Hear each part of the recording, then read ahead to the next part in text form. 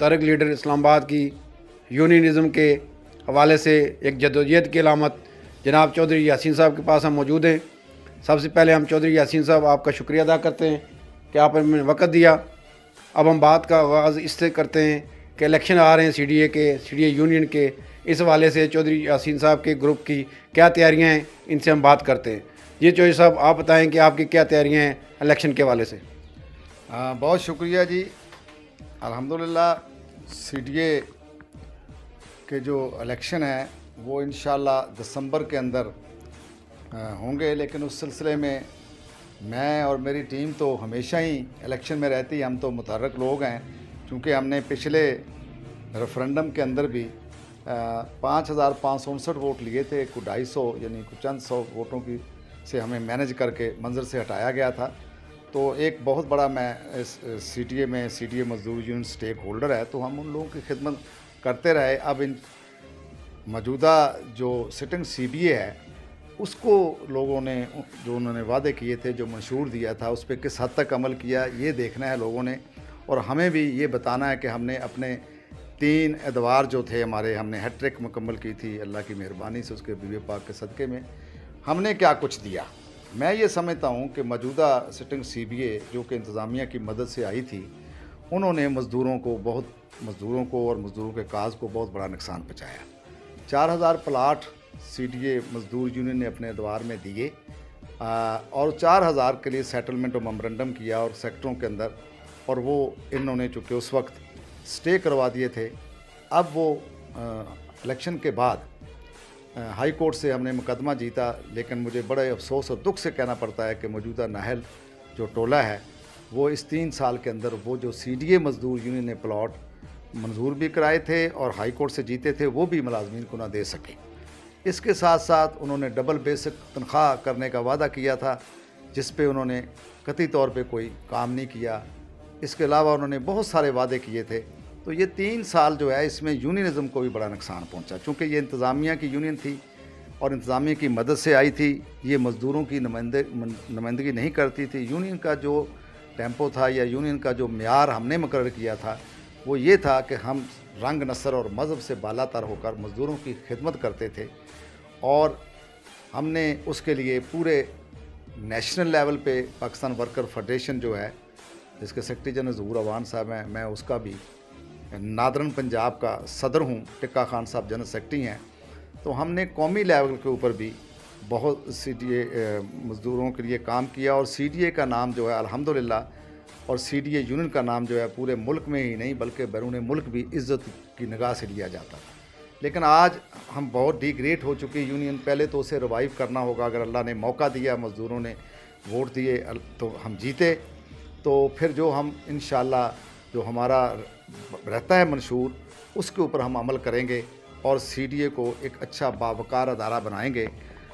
CDA की तकसीम के हवाले से मैं बात करना चाहता हूँ कि जब ये हमारा एक्ट बना, इसका 2015 का बल्दियात का, यानी जिसे मेट्रोपॉलिटन कॉरपोरेशन कहते हैं, उस वक्त भी सीडीए मज़दूर यूनियन ने अपना किरदार अदा किया। हमने सड़कों पे भी जद्दोजहद की, हमने जमहूरी जद्दोजहद भी की। उसके बाद हमने हाई कोर्ट के अंदर, इस्लामाबाद हाई कोर्ट के अंदर केस दायर किया।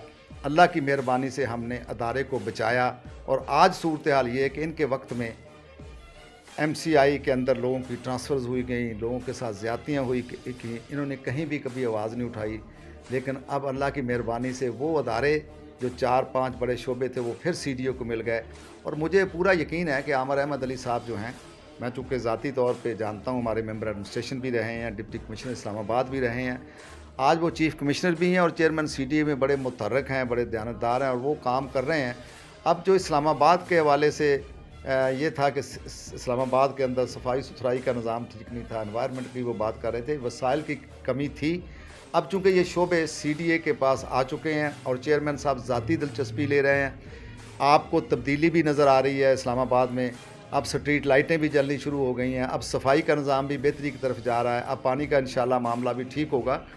तो इसके साथ साथ मैं ये कहना चाहता हूँ कि अभी कैबिनेट ने फ़ैसला किया था इनके दौर में कि सीडीए के कैपिटल अस्पताल, रोड मेंटेनेंस, एमपीओ वर्कशॉप, हमारा मॉडल स्कूल और बहुत सारे इदारे, पार्लियामेंट लाजेस, ये मुख्तलिफ़ इदारों को दिए जा रहे थे। उस पर भी मैंने अपने नाम से CTA मज़दूर यूनियन के नाम से जनरल सेक्रेटरी के सीए से हमने केस फाइल किया और मरूफ कानूनदान, सीनियर कानूनदान नईम बुखारी साहब ने हमारी नुमाइंदगी की और अल्हम्दुलिल्लाह पिछले चंद दिन पहले वो भी हमने इस्लामाबाद हाई कोर्ट से ये फ़ैसला लेने में कामयाब हुए कि CDA आर्डीनेंस में तरमीम किए बगैर CDA का कोई शोबा किसी भी जगह नहीं ट्रांसफ़र नहीं हो सकता। और साथ ये भी फैसला में लिखा कि CDA का जो स्ट्रक्चर है उसमें कोई तब्दीली नहीं हो सकती जब तक पार्लियामेंट से कानून साजी ना की जाए।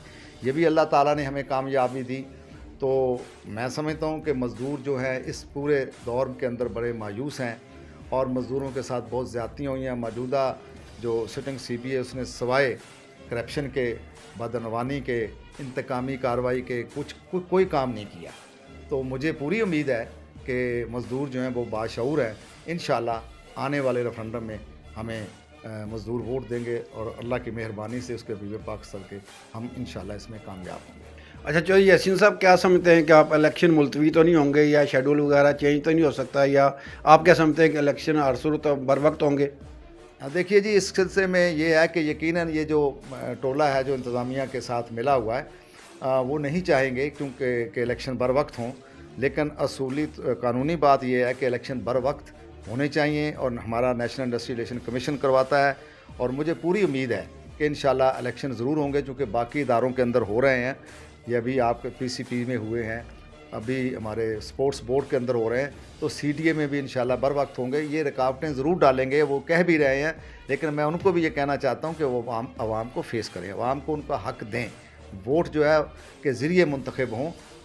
हम इंशाल्लाह जमहूरी लोग हैं, हम इस पे यकीन रखते हैं। हमने तो पिछला रेफरेंडम जो है मैनेज हो गया था, लेकिन उसके बावजूद मैंने मज़दूरों की खातर यहाँ पे खड़े होकर कहा था कि तमाम तर तहफ़्फ़ुज़ात के बावजूद मैं नताइज को तस्लीम करता हूँ ताकि लोगों की बेहतरी के लिए काम हो। वोटर लिस्ट में कोई गड़बड़ तो नहीं हुई हो? दूसरा ये है कि धांधली का भी खदशा आपको नज़र आता है? हाँ, यकीनन जी, जिस तरह पिछले रेफरेंडम में धौंस भी हुई, धांधली भी हुई, पैसा भी इस्तेमाल हुआ और तमाम क़ुव्वतों ने मिलकर मज़दूरों के असल नुमाइंदों को मंज़िल से हटा के अपने उन लोगों को लाए जो उनके लिए काम करते थे। तो अब भी ये सारे खदशात मौजूद हैं, लेकिन जो वोटर लिस्ट है वो चूँकि मैनेजमेंट ने के जो हमारे एम्प्लॉइज़ हैं उन्होंने देनी है। हम कोशिश करेंगे कि वोटर लिस्ट जो है वो सबको वोट का राइट मिले जो कानून के मुताबिक है, और इंशाअल्लाह ये सारी चीज़ें पे हमारी नज़र है और ये सारे इम्कानात भी मौजूद हैं जो आपने फरमाया, लेकिन हम इंशाअल्लाह इसका मुकाबला करेंगे। बहुत बहुत शुक्रिया चौधरी मोहम्मद यासीन साहब। नाजरीन, आपने चौधरी मोहम्मद यासीन मुल्क के मुमताज़ लेबर लीडर, जदोजहद की अलामत, इनसे हमारी बातचीत हुई। आपने इस प्रोग्राम को देखा। इस प्रोग्राम को आप लाइक कीजिएगा, कमेंट्स दीजिएगा, अपनी आरा से आगाह कीजिएगा। इसके साथ ही इजाज़त चाहते हैं। अल्लाह हाफ़िज़।